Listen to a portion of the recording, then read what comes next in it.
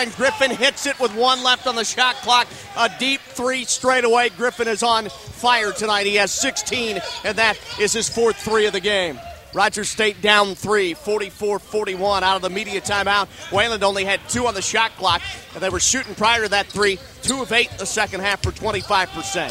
Here's Spicer, top of the key, lobs it in the post, and Boyd was shoved in the back with a forearm from Johnny Terra, defending in the paint, and John Boyd was fouled. 4th team on Wayland, and Terra picks up his 2nd. 13:29 to play in the second half. Well, I've been saying how I like Jason Griffin's game. I'm going to quit talking about his hair, though, because this kid is absolutely on fire. I mean, you talk about 35, 36 feet away from the bucket as the shot clock's going down and just rising right up in your face and burying it. Here's Taylor posting up in his new repertoire this season at the left block. He took the inbounds from the baseline, spun in, moving right, and he was fouled. That foul on Sanders is his 3rd now. So they have 4 guys out there with at least 2 with 3 personal fouls. And we get a foul called against Rogers State before the ball played in again. An offensive foul, 4th team on RSU, and this one to Deverick Taylor again, his 2nd. And that's 2 tough calls just on out-of-bounds plays for Deverick Taylor. Twice on the offensive end got called for shoving off. 44-41, Wayland may have seized momentum with that shot clock buzzer-beating deep 3. I mean, that was 27 feet out when Griffin hit it. He'll handle it and give it up to Kakad. Kakad wants a deep 3. Straight away, air ball, out of bounds over the end line. Rogers State basketball down 44-41 with just over 13 minutes to play in the game. And Kakad will sit down, and we see for the first time in the game, 6-foot junior guard Josh Teague out of Lubbock, Texas, and Monterey High School there in Lubbock. Well, he's a great 3-point shooter, but if that basket's facing north, he shot that ball northwest. I mean, that was a wounded duck the second it left his hand. Kellogg, Francis, Taylor, Spicer, Theo Davis out there for the Cats. Here's Taylor, passes right baseline. Spice spins back right, banks it up and in over a double team. That's tough. 2 guys totally come down double. Both of them have their hands up big. Spice is able to slice his way through there, somehow find a way to get it through the crack and get it off the glass. Spicer with 13 in the ball game for the Hillcats. Over left side with the basketball. Teague throws it baseline left to Watkins. 44-43, Cats within a single tally with 12.5 to play in the ball game. Here's Griffin, drives in, and Francis poked it free out to Sanders. Down to 10 on the shot clock for Wayland. Sanders, defended by Kellogg, drives right again, runs into Davis, who wraps him up and fouls him. Well, I'm going to give the benefit of the doubt. I keep saying our defenders have to stay in front of their guards, but I don't know many guards that can stay in front of Tommy Sanders. I mean, you talk about flat-out jet quick. 5'10", and then he has the ability to get in there and get his body on the defender and throw it up. That's tough for anybody to stay in front of that. And Sanders will shoot 2. Foul on Theo Davis, his 3rd. So you have Spicer out there with 2, Deverick Taylor with 2, Davis now with 3. Free throw rims out for Sanders. Kind of like Lloyd Williams. He's wondering, when's this team going to go on a run? We always make runs, and we make runs fueled by 3-point shots. And right now, Wayland Baptist has locked us up at the 3-point line. We're not getting any looks. Usually when we go on runs, Deverick Taylor will hit a couple, Matt Keller will hit one, and all of a sudden we go from down 1 to up 8. That has not happened. Second one goes for Sanders. Team down 2. Spicer 3. Top of the key. It rattles through. Off the front of the rim and in. Spicer with his 2nd 3. The Cats with a 1-point lead. And maybe that will get a start, and it comes from an unlikely player, but hopefully that gets the Hillcats on their roll. Spicer with 16 now in the game. 8 minutes gone second half. Wide open. Watkins layup right side good. Well, either you got to front him and double from the weak side, or you got to play behind him and wait till help comes. But you can't go the side of it. Rogers State timeout. 11:53 to play in the second half. 47-46 full timeout. We break away for 1 minute. 1-point Wayland lead on RSU Public TV and RSU Radio. Sometimes life just happens, and life, family, or other obligations may have happened to you, and you haven't finished your college degree. Well, now you can with Reach Higher, Oklahoma's degree completion program, offering working adults the opportunity to finish their college degree with convenience, flexibility, and affordability in mind at a state university close to you. Now you can finish your college degree. Enroll today and reach higher. One of my favorite shows was the program recently that was aired about the life of Johnny Cash. Public broadcasting brings a unique and innovative programming that I really enjoy, whether it be educational or whether it be historical. I'm Larry Rice. president of Rogers State University, and RSU Public Television is my source for unique and historical programming.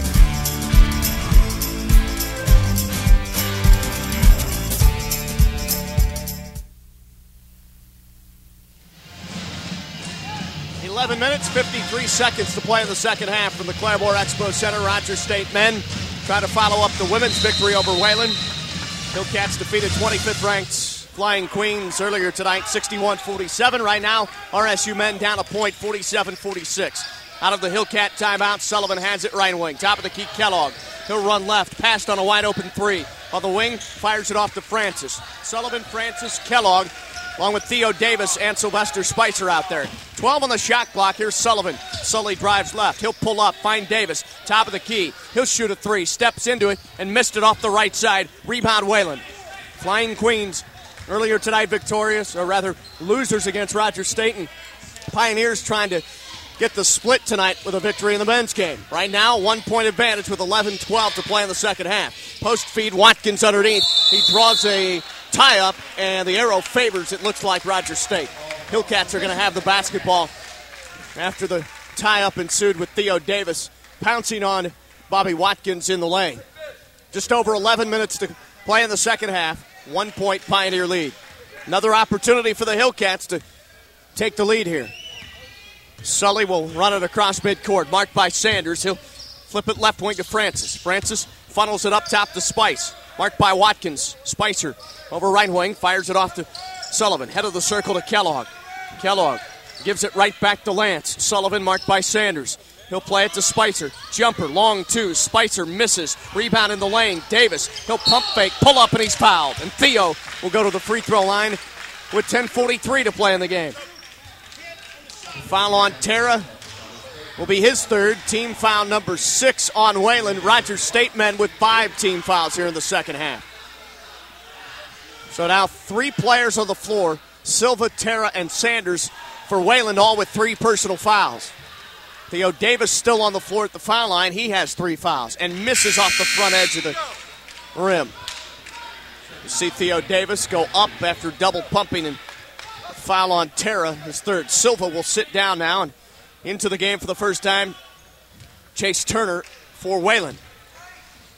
Chance to tie for Theo Davis. Still scoreless in this game, coming off a 17-point, 10-rebound effort down in Chickasha Monday night against Science and Arts. Davis free throw good. Ties it at 47, 10:43 left of the ball game. Sullivan will pressure full court on Sanders.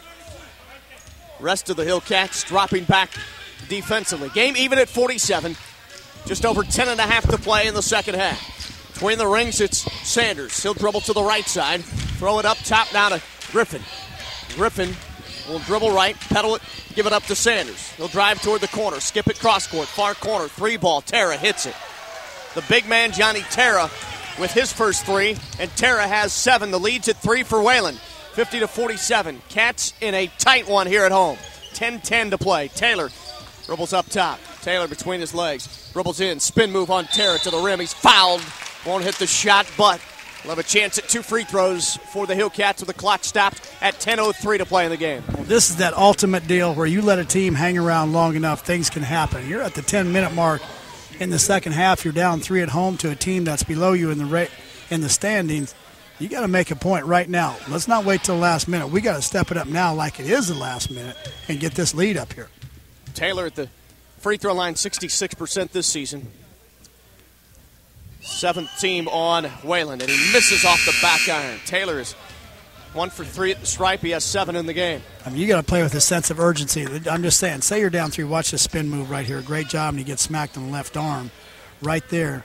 But you got to play with a sense of urgency. Like if you were down 3 with 2 minutes to go, and you got to play that hard now. It's the same. Doesn't matter, 2 minutes or 10 minutes, that urgency has to be there all the time. Ball tipped out. Davis, the offensive rebound after the miss. Taylor free throw, put back good within 1. Cats climb to 50-49 with under 10 minutes to go. And just like that, Theo Davis got a rebound. He really shouldn't have, but he just outfought his opponent for it. Johnny Terra, by the way, picked up that last Wayland foul, his 4th. He exits. Rishi Kakad returns. Griffin left wing, marked by Francis. 9:40 to play. Here's Griffin. Pull up, 17-footer good. He has been on all night long. He has 18 to lead all scorers. Call him Jason the Microwave Griffin. You talk about a kid heating up in a heartbeat in a second. Looks like Vinny the Microwave Johnson just scoring from everywhere. Post pass to Spice was tipped away by Watkins. Steal Wayland. Pioneers up by 3, 52-49, 9:18 to play. Up top, Sanders directs it. Now to Turner. Turner plays it back to Sanders. Timeout, Wayland. 9:12 to play. 52-49. RSU down 3 on the home floor. It's a 30-second timeout. We'll keep it here courtside at the Claremore Expo Center. This break in the action brought to you in part by First Bank of Oklahoma, Bank Different. Also by Papa John's Pizza, better ingredients, better pizza. And the Claremore Senior Living. Rogers State men down 52-49, 9:12 to play in the second half. If the Hillcats lose on the home floor tonight, you could pretty much be rest assured that hope for an at-large national tournament berth to Kansas City is gone. Yeah, we don't even want to talk about that. I mean, every game, I said this up there, survive and advance like the NCAA tournament. You got 5 games, and you got to win one at a time. You got to win every game. And right now, I pride myself in judging ability and talent. And after 3 minutes of watching this team play, what did I say? I said they've got good guard play, they got good shooters, they got good inside. Why their record is what it is beyond me. Here's Sanders, now 12 to shoot, gives it up to Kakad, point left. Pass left wing, Silva. Silva with Boyd defending, up top to Griffin. He's the man you want the ball in his hands at the end of the shot clock. Already hit a buzzer beater with 1 second now. Sanders shoots it up, air ball, shot clock violation, this time against Wayland. They should have left it in Griffin's hands. He wanted the ball. He hit a shot clock buzzer beater minutes ago, a 3 from nearly 28 feet out. And he's pointing to himself, too, like, that's my fault. I should have shot that shot. Heck, if I was him right now, I'd just throw up a hook shot. The way he's going, it'd probably go in. Cats down 3 with the basketball, 8:45 to play. Starting to near go time for Rogers State's men. Sullivan, right wing, flips it to Francis. He's marked by Griffin. Francis dribbles into the corner, now back up between the 2 circles to Sully. 16 to shoot for Rogers State. Spicer will screen for Lance. Sullivan moves left. Sullivan at the wing, now back to his right, up top, throws it to Francis. 8 to shoot, post pass, Boyd, and we have a foul called, I think, on Watkins. He held Boyd as John tried to set up at the right block, and that will be a 1-on-1 situation for the Hillcats with the clock stopped at 8:22 to play in the game. 8th team foul charged to Watkins, his 3rd. Cats again down 52-49. We'll take them any way we can get them, whether it's at the free throw line or not, but this is one of those deals, if you don't make the front end right here, you may as well just come down and turn it over. Some big free throws by John Boyd. 63% missed it. Rebound Watkins of Wayland. Wayland Baptist holds a 3-point lead. 8:15 to play. Clock is quickly ticking away for the RSU men. Over left side with the ball, it's Sanders. He'll work it up top between the 2 circles. It's Kakad. Kakad's been quiet most of this night. Thrown right wing to Griffin, and a foul called away from the basketball. It's on RSU. I think it's against Spicer. Yeah, that's a tough call. Him and Bobby Watkins just down there fighting for position. Both of them are shoving and pushing, and the ref's got to make a stand and call it on one of them. 3rd on Spice, 6th team against Rogers State. Francis nearly picked off that lob up top to Griffin. Hand off to Sanders. New shot clock after the foul for Wayland. Pioneers up 3, 52-49. Here's Griffin moving left. He'll stop, pass it right side of the paint. Ball fake, back to his right. Foul is called against the Hillcats. Take your pick. There were 3 guys down there trying to defend. Rodrigo Silva. Wow, that's 4 on Spicer. That's just 2 quick ones back to back. You know what? I think he's got a